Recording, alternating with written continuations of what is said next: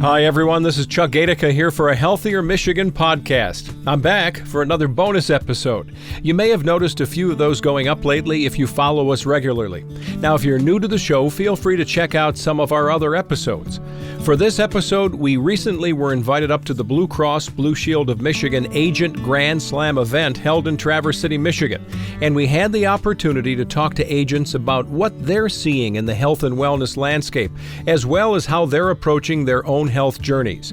We hope you enjoyed this episode, and we will also look forward to bringing you our next episode on June 13th. On today's bonus episode, we'll be talking with managing partner of Brogan, Reed, Van Gorder & Associates, Greg Brogan, Senior Vice President of Highland, Michael Nixon, and Account Executive of J.S. Clark, Keith Collins. To kick things off, we'll chat with Greg Brogan. He's the managing partner of Brogan, Reed, Van Gorder & Associates, an East Lansing insurance and investment firm, specializing in employee benefits, business, and estate planning. All right, Greg, it's good to meet you. How's the conference going?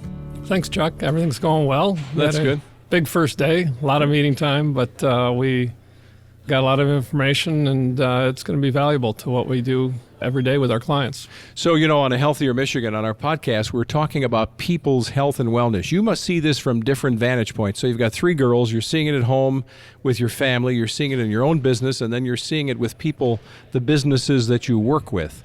Can you tell us some general trends and things you're seeing happening right before your eyes that are interesting? Sure. I think, certainly over the last 5-6 years, there's been a renewed interest in wellness activity at the workplace. Blue Cross and Blue Shield has been a big supporter of that, and Cindy Borquist has worked with several of my clients in developing programming for them and helping them keep on track. Yeah. Because a lot of it's just coming up with a plan, but then executing that plan. We've had Cindy on the podcast. She's a ball of energy. Oh, my gosh. She is. Yeah, you feel like you've got to start moving or else you're a slacker, right? And so when let's start with your personal life. What are you seeing happening with your daughters? Are you guys tracking your steps every day? Like, I'm trying to get the most I can. I went hiking today on my way up here. Well, it was a long hike up here, but we did not make the walk. It was a good drive from East Lansing, but our family has always been pretty active. I've got 3 girls, now 2 out of college, 1 just graduated from high school, and have always been involved in sports. Mm-hmm. And so we haven't necessarily counted steps. We haven't done anything other than we've had some nutrition counseling and that type of thing to keep our kids on track. My oldest was a classical ballerina. So she's burning calories just thinking, right? I mean, she's just doing it when she does it. Yeah. As a ballet major in college, 118 pounds was their maximum weight. And when you continue to grow and you're 5'9", that's pretty tough to keep that weight down. Yeah, but, I think I was born at 118 pounds, Greg. I'm just saying, for some people that metabolism is it. It's the DNA. It really is. Yeah. So we're blessed with good genes, so that helps. That's good. Now, with your own staff, how do you do that? Because to me, that's almost as if we're sitting at some conference with a weight loss guru and, they want to serve dessert. You don't want to do it. When you're in a business that represents products that have to do with health and wellness, do you have a self-imposed pressure at your own business place then? Well, we've done some things like, our refrigerator in the office, we keep healthy options in there rather than, the traditional Coke products or whatever. We've got different flavored waters and things that are lower calorie, better things for you. Also, our reps that stop by our office, we have, we represent, dozens of insurance companies, and the reps always stop in, and I've really encouraged them to stop bringing the sweets and start bringing, a fruit basket or doing something that adds a little value to our life. How's that going for you? Are they still bringing you cookies and donuts? On occasion,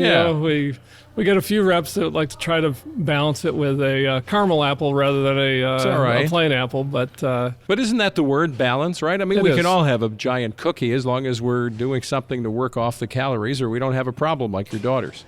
Right. Yeah. Exactly. Yeah. So then when you're calling on organizations, and you talked a little bit about the health trend, is there something that you're seeing as a hard sell in the health and wellness field? Like, are you trying to impart information that really seems like you're bumping against a wall? Or is everybody pretty receptive now to just getting healthier and fit? Now, we find that it comes from the top down. If the corporate culture is such that the CEO is buying into wanting to develop a wellness program for their organization for all the right reasons. Mm-hmm. It's not just about healthcare costs, but it is about a healthier workplace. It's about healthier employees, more productive employees, sure. Folks that show up on time with energy. So we have a number of clients that have really jumped in feet first and really developed very structured programs, some that Cindy was even amazed at, that have had great results over a number of years. That's fantastic. And my brother, he and I were the ones that went out hiking today, right? So we're hiking in the northern end of the Manistee Forest, just for 4 or 5 miles. We're kind of winding this down, and he looks at me and he says, so how's your mindfulness right now? You feeling pretty healthy? And I thought, I went out with this preconceived notion that I'm working my legs and I'm going to look for how many miles and steps, right? And I feel at peace. I mean, I really feel like in that amount of time, which wasn't a ton of time, that I just kind of stepped away from the world. So health and wellness also includes our emotional health, our spiritual health, and so it's more well-rounded than just lifting weights. Absolutely. I think just getting away from technology and spending some time. You had a beautiful spot to do it. Oh, yeah. In the Manistee Forest, and that's a big part of the wellness activity in my life. Do you do that? Do you turn the phone off, or are you always Absolutely. trying to stay connected? You do. You disconnect? Yeah, one of my best secrets is 14 years ago we got a dog that was a champion sled dog. Came from lineage of a champion sled dog from Polar, Wisconsin, and so every morning at 5:30 she wakes me up and we go for a 2-mile run. So 7 days a week, all year round, ice, snow, rain, doesn't matter. We're up going for a run every morning. You have her now? You still have her? Yeah. She's, is she a husky or a different breed? No, Samoyed. Samoyed, okay. Yep. I had 2 huskies, and when I was jogging, when their paws hit snow, if it was just pavement and everything had melted, 1 speed. As soon as they hit snow, does she do that? She lurches? Oh, yeah. They're definitely pullers. What a joy. What a joy to let your dog take you for a walk, right? Or a run. Yep. Yeah. Well, it's good to see you. Thanks Thank for you. dropping by to say hi, and much success as we head into this year. All right. Thanks, Chuck. Okay, great.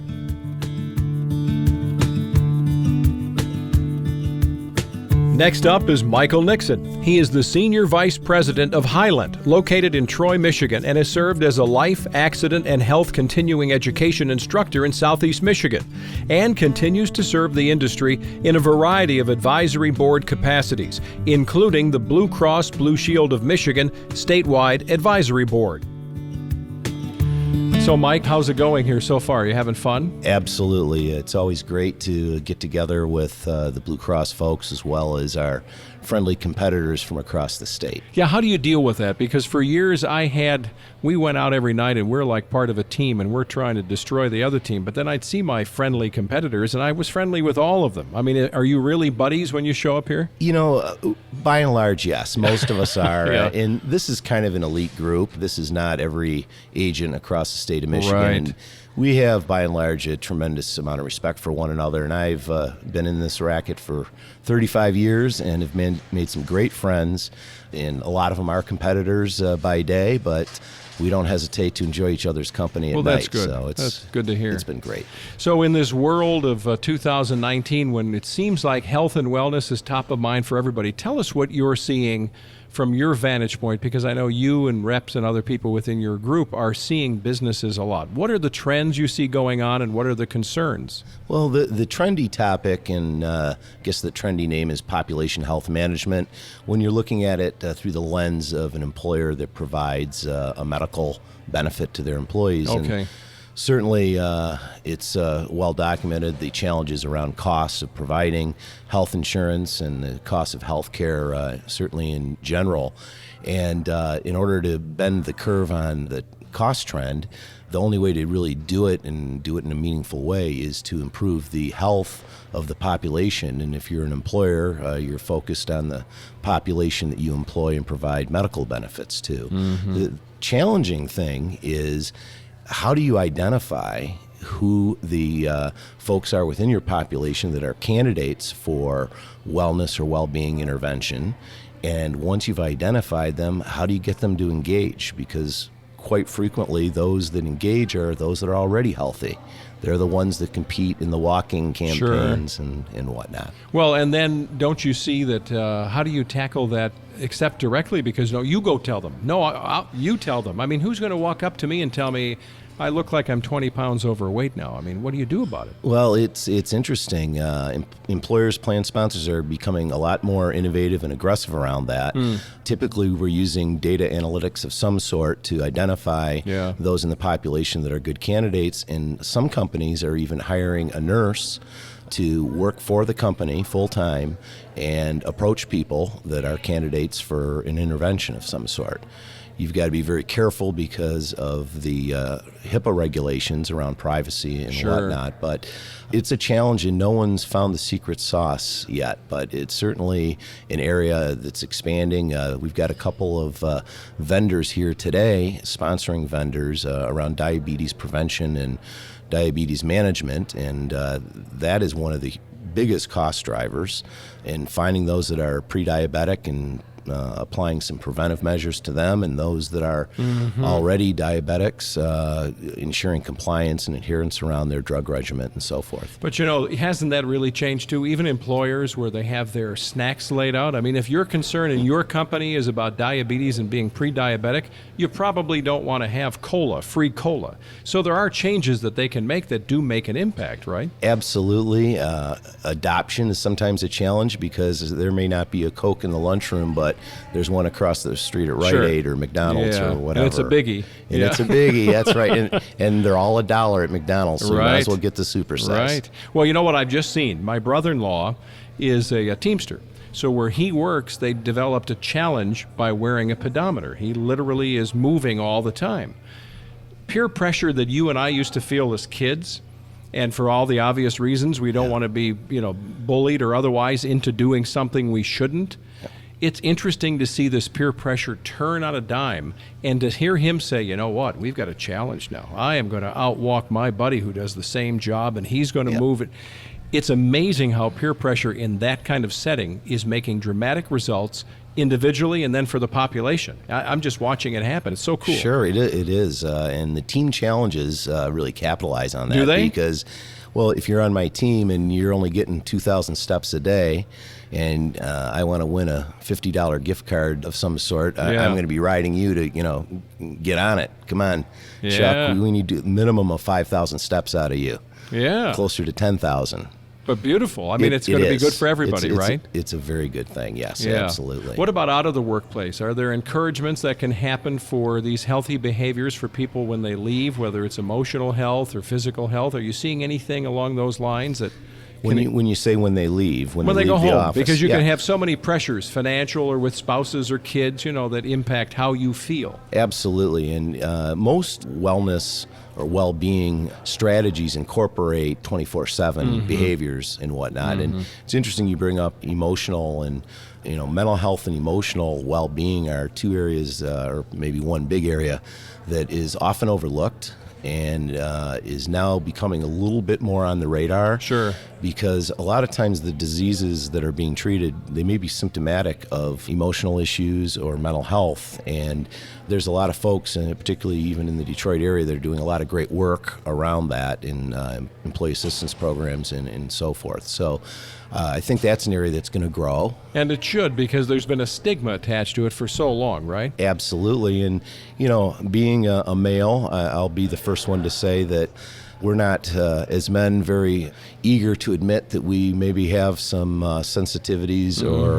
or some challenges in that regard. We're supposed to be stoic and, the stereotypical, macho male. We're supposed to be Mr. Fix-It. That's right, and there's nothing wrong with me. You must be mistaking me for somebody else, right? I have a friend that has a problem, but it's certainly not me. So I think the stigma, even for males, is beginning to go away as we begin to better understand mental health challenges and understand how damaging, if ignored, those are to certainly family life and relationships, but also work performance. And then you get into substance abuse and things like that, and it becomes a very complicated spiral in the wrong direction. Yeah, well, it's good to see you, Michael, and we encourage everybody listening to take advantage of those programs that are offered by your employers. Absolutely, Chuck. Great being with you. Yeah, thanks. And finally, Keith Collins. Keith is an account executive of J.S. Clark Agency located in Southfield, Michigan, and currently serves as an agent advisor to more than 50 clients in the small to mid-size market. All right, Keith, good to see you. Thanks, Chuck. So tell me, how is it going here? Is this a conference that you find lots of benefits from? We do. It's a great idea. We get to sit and meet with the folks from Blue Cross that we don't always get to see, and we can get some one-on-one with them. So it really works out well for us. So tell me the kinds of companies or groups your business calls on. Well, in my market, I'm mid to small group market, so I've done a lot of smaller groups that don't have the resources of the larger groups. So when I was asked to come in and talk to you about wellness, some of my groups look at that from a different angle, right? They try to do more voluntary type products, that sort of thing. Challenges, I know we talked about that. Right. Ever since The Biggest Loser came out, how many years ago was that? Everybody's got a weight loss contest, and that keeps people involved, and we mentioned that it's good for the team. So are you seeing results from that? I mean, it's really not just a fly-by-night thing, because I'm hearing of groups, companies that are saying we really are seeing a lot of people lose weight or a lot of people walking more. I think, I don't know that you can really quantify that answer so much as you can say that it brings the organization closer together. So there's other byproducts, right? Yeah. So while, yes, we may be losing some weight, we are working as a team towards this goal. So it brings people together, and now I'm not so mad at my coworker because we're trying to row the boat in the same direction. Isn't that funny? Because years ago, do you remember that program Outward Bound, where you would climb up on a thing and you would fall backward and your teammates had to catch you? Yes. You had to trust the fact that they were there. Yes. So that's interesting that you're able to see people building esprit de corps with their fellow coworkers because they're all part of the same team effort to go get healthy. And you know what? When one of them sees a little bit of they get a win, everybody kind of gets a win. Somebody comes back in and says, I lost 3 pounds last week. Well, 3 pounds doesn't sound like a lot, but you keep adding that up week after week, and all of a sudden it's 12 pounds. And now that's a big difference on somebody. They feel better. They're more productive. They look at it and they just say, this is, I'm a better person for doing what I'm doing. So. And then connect the dots from there to the idea of keeping health costs down and policy costs down, et cetera, because if you're getting your overall staff healthier, that's making an impact. Well, so going back to what I said, small and mid-sized groups, we don't always see the rate of return for those types of programs because it isn't reflected in the premium so much. But those same type of people have less absenteeism, right? Because they're healthier, and they want to come to work, right? They have a better mental attitude than they had just before they started the program.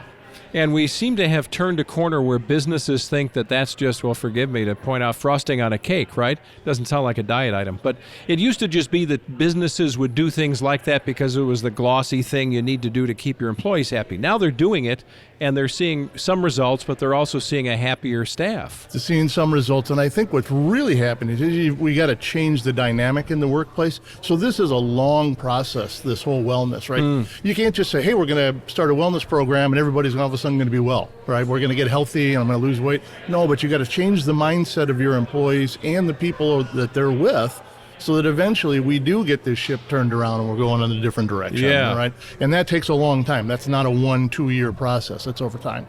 And when sometimes, if you see a group that has, well, maybe it's got higher retention, they don't have as much turnover, those groups tends to see a bigger benefit for that because the people are around longer, right? You get a high turnover group and you got a wellness program and then somebody quits, you never know what really happens to them, right? Yeah. And what about you personally? Are you an inspiration to all of us? Or you know what? Because I can tell by the way you're cut. Thanks, Chuck. Yeah, it's you and Arnold. And, that's it. All right. Yeah. Woo. No, it is a podcast, so nobody really knows. So I will tell you that July 5th, 2015, I took a lifestyle change where I started eating healthier. My wife, who is a little wisp of a woman, feels like she always has to lose weight. She can never lose weight. And we started Whole30. which meant that now, okay, so I cut out sugars and processed grains, and I ate leaner and greener, and I started losing weight. I was losing weight. I lost 43 pounds on this diet, right? Where, again, not a diet, lifestyle change. Right. And my wife lost nothing, 5 pounds, and she's mad at me, and I kept telling her it's because I had the weight to lose. You didn't have it to lose. Well, that was 2015. Now fast forward now. And what's happening is that my diet has kind of reintroduced some of the bad things that I was taking before. So now I've said, okay, I'm not going to be able to do it with that. Now I got to take up exercise. In December of last year, I bought a gym membership, and I started going to the gym religiously, 4 and 5 days a week. I started going, and in the first month it was horrible. And then after the first month, all of a sudden I missed not going to the gym. Yeah. And it became a reward to go. I felt better when I was done. Yeah. And it's changed me in that regard, is that now I am more conscious of what I'm doing and how I look, how I feel. And when I come to these events, I hear there's no exercise here and there's a lot of chocolate and a lot of bad food for me. I feel bad in the morning. So, well, I hate to burst your bubble, but they allowed me to change in the health facility. There is a place, just so you know. I'm just saying, if you're looking for a place, it wasn't on my agenda. I didn't see that. I'm sorry. They have full showers and everything. I'm just saying, Keith. Okay. Yeah. Well, that's good, because now I did the same thing, and diet is not the word. My buddy, who was the former assistant at the Pritikin Center, said you've got to look at this as a lifestyle change, because you really are changing. And I think I would agree with you in my personal experience, leaning toward veggies, not becoming a vegetarian or a vegan, but more black beans, more of that stuff. At the beginning, I'm eating kashi for breakfast. I mean, at the beginning, it tasted, forgive me, like cardboard, right? Yes. But you do anything for a month, and you change your palate and all, right? Did you experience that? It just starts to work. Yes, it does start to work, and all of a sudden you start looking for it. You grab an apple instead of a cookie. Right. And that's when you know that, wow, this is working, right? I feel better eating like that. So. Yeah. And my family does too. They all eat healthy too. I was probably the worst eater of the bunch. I grew up differently. I'm the oldest in the family, right? My wife and the kids, she fed them, so they ate what she ate, and I kind of ate what I wanted, and I was eating the bad stuff. So it was a great awakening for me. So can you encourage us in any other way about your lifestyle change, especially for the busy people who may be listening to this, because trying to catch the food that you want, not just the fast food stuff down the block, right? Yeah, it's hard. But although we're seeing more. If you go into restaurants, they are offering healthier choices, right? Yeah. You can get a salad, right? You can still do that. You can get chicken. You can get grilled chicken. You can get chicken. You can get grilled chicken. So they are moving in that direction. And I think once more people have access to that, they'll gravitate towards it, and we're going to see results. But it's not going to be tomorrow, but 10 years from now. Who knows? Keith, good to see you. Thanks for Chuck. dropping by. You bet. That's quite the handshake. I'm just saying, for working out. That's awesome. Appreciate that, Chuck.